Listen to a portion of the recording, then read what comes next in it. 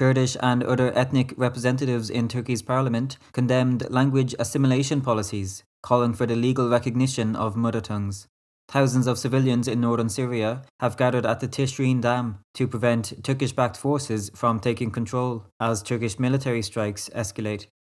The Kurdistan Workers Party or PKK Executive Committee member Duran Kalkan reaffirmed the party's commitment to peace.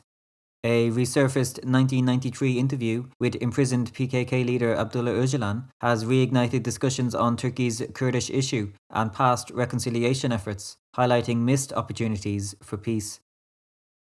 Learn more with Medya News. On the eve of International Mother Language Day, Kurdish and other ethnic representatives in Turkey's parliament condemned state policies of linguistic assimilation, calling for the recognition of all mother tongues. Salia Aydınaz of the Democratic Regions Party, or DBP, criticised the systematic exclusion of Kurdish from public life, particularly in education, healthcare and legal proceedings, stressing its disproportionate impact on women. Representatives of Armenian, Circassian, Abkhaz and other communities also called for linguistic diversity to be safeguarded. MEDDER's Halil Ibrahim Tash warned that Kurdish is at risk of extinction without legal protection and official recognition, citing UNESCO's criteria for endangered languages. He urged Kurdish families to pass the language to future generations. UNESCO, which established International Mother Language Day in 1999, highlights the global need for multilingual education. However, in Turkey and the broader Middle East, rigid monolingual policies continue to endanger minority languages, including Kurdish.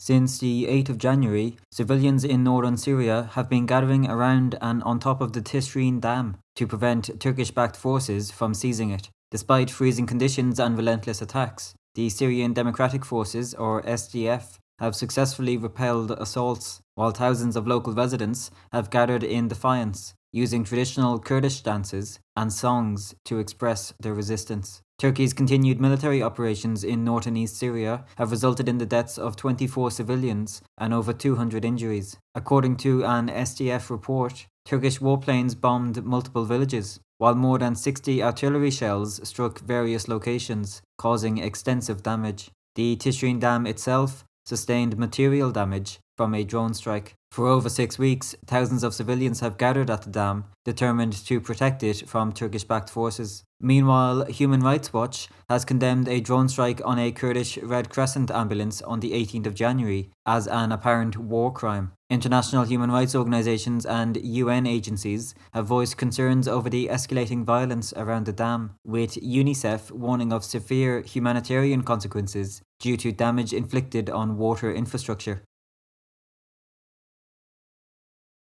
A newly resurfaced 1993 interview with Abdullah Öcalan, conducted by exiled journalist Can Dündar, has reignited discussions on Turkey's long-standing Kurdish issue and the state's handling of past reconciliation efforts. The interview, recorded on the 17th of March 1993 during a ceasefire period brokered by President Turgut Özal, captures Öcalan's early calls for political transformation in Turkey's political system. With new debates on a possible reconciliation process emerging, the footage serves as a reminder of how little has changed in the official discourse surrounding the Kurdish question. The video was found and shared by Kurdish journalist Ahmed Dicle on his X account, bringing renewed attention to Öcalan's past statements in light of ongoing discussions about a potential new reconciliation process.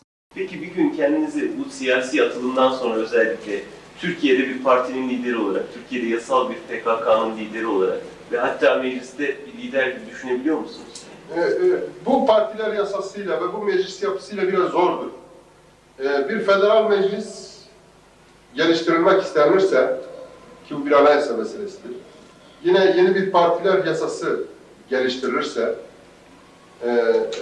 PKK'nın yasallaşması veya değişik bir isimle kendini siyasi arenada mücadele eden bir örgüt haline gelmesi anlaşılır bir husustur. O zaman siz de Türkiye'ye dönmeyi düşünebilirsiniz. Türkiye'ye dönmekten ziyade Türkiye'yi dönüştürmekten bahsetmek gerekir. Dönüşen bir Türkiye'de hepimizin yeri olabilir. Bugün bizim karşımıza çok farklı bir Abdullah Öcalan çıktı. Bilmiyorum siz rahat mıydınız bu kıyafetler içinde? Kravat takmak nasıl bir duygu? Unuttum bile yani. Burada bir askeri kıyafetle boy gösterseydim sanıyorum kamuoyu için olsun. Bayramlar yaklaşıyor. Bayramlar için iyi bir gösteri olmazdı. Bu bir sivilleşme göstergesi. Niyetini ifade eder ama çok isterdim kendisi de olmayı. Biraz zor geliyor. Gene de askeri giysiyor. Çok ciddi askeri elbise de giyebilirim. Onu özlediniz aslında burada otururken benim izlediğim kadarıyla. Bu konuda hangisine ağırlık vereyim diye tereddüt içindeyim aslında. O tereddüt örgüte de yansıyor mu? Evet, yansıtmamaya çalışıyorum. Siyasi kısımla askeri kısmı güzel geliştiriyorum. Fakat bu kendim için zorluklarım var. Peki çok teşekkür ederim. Ben de teşekkür ederim.